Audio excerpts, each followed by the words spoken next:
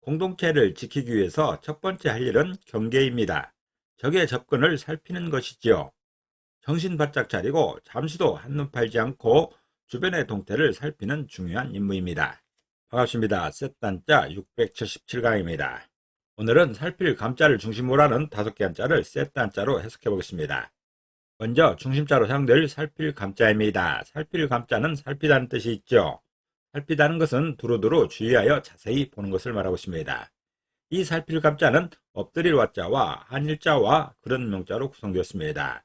그 중에 엎드릴 와자는 엎드리다는 뜻이 있죠. 한일자는 숫자 하나를 의미하는데 이번 경우는 어떤 물건으로 해석하겠습니다. 그리고 그런 명자는 그릇을 의미하는 것이죠.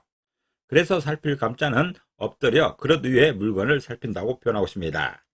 다시 말해서 그릇 위에 음식의 상태를 자세히 살펴보는 그 모양을 설명하고 있습니다. 살필 감자의 상황은 제사를 드리는 광경입니다. 제사를 지내기 위해서 제상 위에 올려진 제물들을 살피는 그 모습입니다. 제대로 잘 제물들이 올려져 있는가 살펴보는 것이죠. 제사에 있어서 이 일은 아주 중요한 일이기 때문에 온 가족이 신경 써야 될 일입니다. 특별히 제주는 더 많이 신경 써야 되는 것이죠. 살필 감자는 엎드려 그릇 위에 물건을 살핀다 표현하고 있습니다. 다시 말해서 그릇 위에 음식의 상태를 자세히 살펴보는 그런 모양인 것이죠. 사용 단어로서는 훈련도감이 있습니다. 훈련도감은 조선시대에 둔 5군형의 하나인 것이죠. 수경비와 포수, 살수, 사수, 삼수군 양성을 맡았던 그런 기관입니다. 그리고 감독이나 감찰을 할 때도 살필 감자가 사용되고 있습니다. 중심자인 살필 감자에 또 하나의 부수를 추가할 때마다 또 다른 한자를 만날 수 있습니다. 이것이 바로 셋다자입니다. 살필 감자가 사용된 첫 번째 관련자는 거울 감자입니다. 거울 감자는 거울을 의미하는 것이죠. 거울은 빛의 반사를 이용해서 물체의 모양을 비추어 보는 물건입니다. 이 거울 감자는 쇠금자와 살필 감자로 구성되었죠.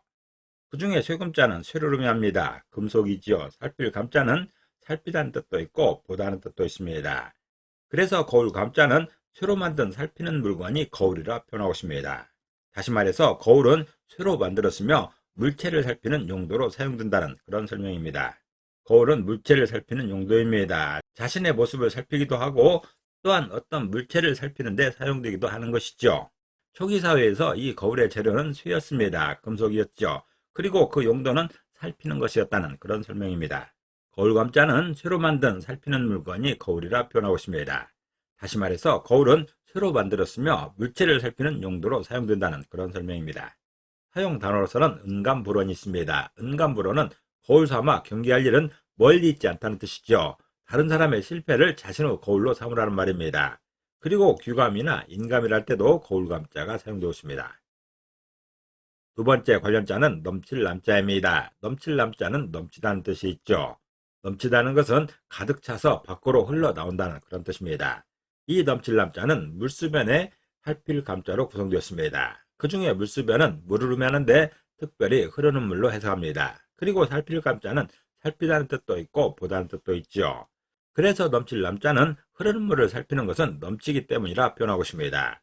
다시 말해서 흐르는 물이 넘치려 한다면 주의하여 자세히 보게 된다는 것이죠. 물이 그저 잔잔히 흘러가고 있다면 전혀 관심을 두지 않죠. 그저 구경만 하는 것입니다. 그렇지만 유심히 살필 때에는 이 물이 넘칠까봐 걱정하는 것이죠. 흐르는 물이 넘치게 된다면 공동체 안전에 문제가 생기기 때문에 누구라도 자세히 살피게 됩니다. 넘칠 남자는 흐르는 물을 살피는 것은 넘치기 때문이라 표현하고 있습니다. 다시 말해서 흐르는 물이 넘치려 한다면 주의하여 살펴보게 된다는 것이죠. 흐르는 물을 살피는 이유에 대해서 설명하고 있습니다.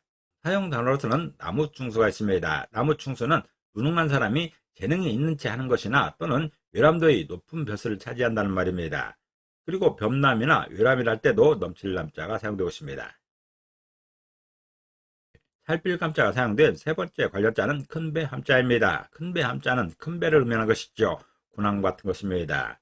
이 큰배 함자는 배주자와 살필 감자로 구성되었죠. 그 중에 배주자는 배를 의미하는 것이고 살필 감자는 살피다는 뜻도 있고 보다는 뜻도 있습니다. 그래서 큰배 함자는 살피는 배는 큰 배라 표현하고 있습니다. 다시 말해서 큰 배가 항해하면 주의하여 자세히 보게 된다는 것이죠. 지금도 그렇지만 과거에는 더 했습니다. 이렇게 큰 배가 갑자기 나타나면 온 사람들이 경계하는 것이죠.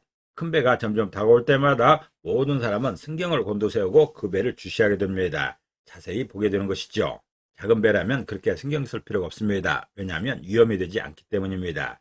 그러나 큰 배가 다가오면 위험이 되기 때문에 모두가 자세히 살펴보게 됩니다. 큰 배 함자는 살피는 배는 큰 배라 표현하고 있습니다.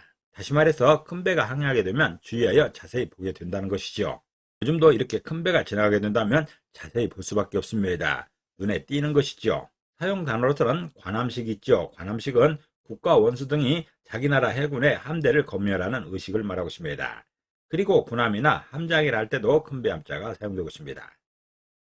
네 번째 관련자는 바구니 람자입니다. 바구니 람자는 바구니를 의미하는 것이죠. 바구니는 대를 쪼개어 둥글게 결어 속이 깊숙하게 만든 그릇을 말하고 있습니다. 이 바구니 람자는 대죽자와 살필 감자로 구성되었죠. 그 중에 대죽자는 대나무를 의미합니다. 살필 감자는 살피다는 뜻도 있고 보다는 뜻도 있죠. 그래서 바구니 람자는 살피는 대나무는 바구니라 표현하고 있습니다. 다시 말해서 바구니 안에 물건 때문에 그 바구니를, 그 대나무를 자세히 주의하여 보게 된다는 것이죠. 그저 대나무만 있다면 그것을 자세히 살펴볼 필요는 없는 것입니다. 그러나 이런 바구니는 자세히 살피게 된다는 것입니다. 왜냐하면 그 안에 귀중히 여기는 것이 있기 때문입니다. 어떤 경우에는 과일이나 음식을 넣을 때도 있고 이런 짐승을 넣을 때도 있습니다. 또는 간단한 아기들의 요람으로 사용을 될 수도 있는 것이죠. 왜 대나무를 살펴보겠는가? 그 대나무가 바구니이기 때문에 살펴본다는 그런 뜻입니다. 바구니 람자는 살피는 대나무는 바구니라 표현하고 있습니다. 다시 말해서 바구니 안에 그 물건, 그 어떤 물건 때문에 주의하여 자세히 보게 된다는 것이죠. 사용 단어로서는 칠단가람이라는 말이 있습니다. 칠단가람은 7가지의 건물을 갖추고 있는 절이란 뜻이죠. 잘 갖추어진 절을 말하고 있습니다. 중요 건물을 모두 갖추고 있는 절을 말하는 것이죠. 그리고 요람이나 중람이라 할 때도 바구니 람자가 사용되고 있습니다. 살필 감자가 사용된 5번째 관련자는 우리 함자입니다. 우리 함자는 우리를 의미하고 난간을 의미하기도 합니다. 우리는 짐승을 가두어 기르는 곳이죠. 이 우리 함자는 나무 목자와 살필 감자로 구성되었습니다.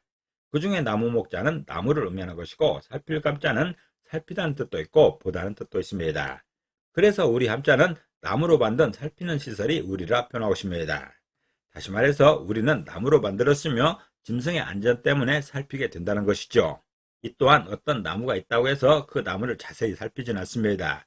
그러나 이렇게 우리를 만들었다면 그 안에 짐승 때문에 나무를 자세히 살펴본다는 그런 뜻입니다. 우리 함자는 나무로 만든 살피는 시설이 우리라 표현하고 있습니다. 다시 말해서 우리는 나무로 만들었으며 짐승의 안전 때문에 그 우리를 자세히 살피게 된다는 그런 설명입니다. 사용 단어로서는 농조하모니라는 말이 있습니다. 농조하모는 새장에 든 새와 우리에 갇힌 원숭이란 뜻이죠. 속박되어 자유가 없음을 비유하는 말입니다. 또 하며나 함창이라 할 때도 우리 함자가 사용되고 있습니다. 오늘은 셋단자 677강으로서 살필 감자를 중심으로 하는 5개 한자를 셋단자로 해석해봤습니다. 오늘 배운 것을 다시 한번 요약하겠습니다.